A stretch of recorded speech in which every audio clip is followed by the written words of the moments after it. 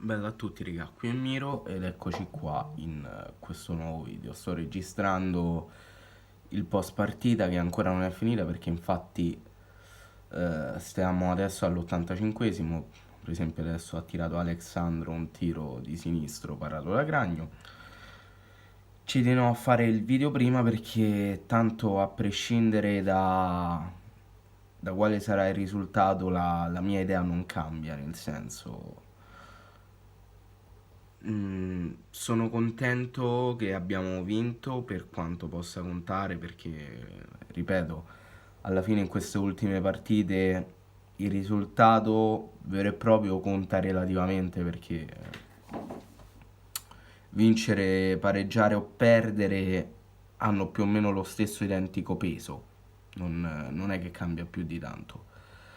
Sono molto contento della prestazione che hanno offerto i ragazzi, a prescindere se poi perderemo e prenderemo 3 gol in questi ultimi minuti, sono molto contento della loro prestazione perché era quello che chiedevo fin dall'inizio, fin da quando è ricominciato il campionato, era questa l'unica cosa che mi importava vedere. E rosico. E rosico perché so che avrebbero potuto farlo in parecchie partite, però non è stato fatto. Non è stato fatto, abbiamo giocato bene, stiamo vincendo contro quella che secondo me è una delle peggiori Juventus degli ultimi anni. Il risultato conta quello che conta perché tanto la Juventus ha già vinto lo scudetto, noi siamo praticamente salvi. Il risultato lascia il tempo che trova, ecco. E rosico proprio per questo perché è bello vincere con la Juve, ma mi sarebbe piaciuto vincere quando contava. È un discorso strano che nemmeno io riesco a fare, nemmeno io. E tra l'altro adesso entra pure Gaston Pereiro al posto di non ho visto chi, credo Joao, tanto esce Higuain, vabbè.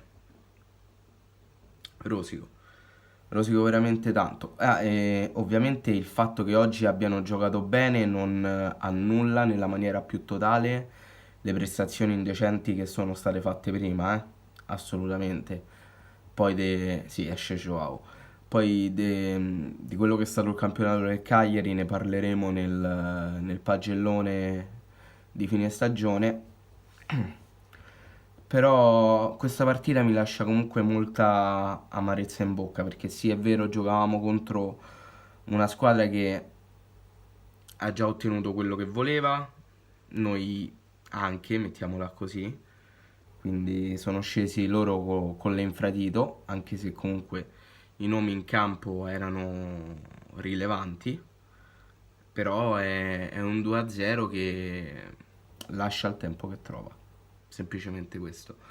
Volevo esprimere anche un altro concetto, ma sinceramente non saprei come formularlo, è un po' difficile perché rosico.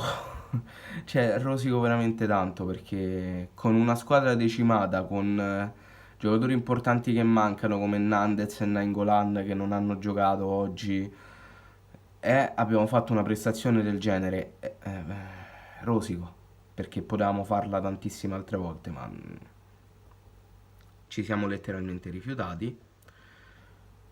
Però secondo me qua conta anche l'avversario che incontri. Ripeto, la Juventus ha già chiesto e fatto tutto quello che serviva per vincere il campionato, quindi è andata così. E da menzionare assolutamente la prestazione di Luca Gaiano. Non so mai se guarderà questo video, io spero di sì. Se lo guardi, complimenti, veramente.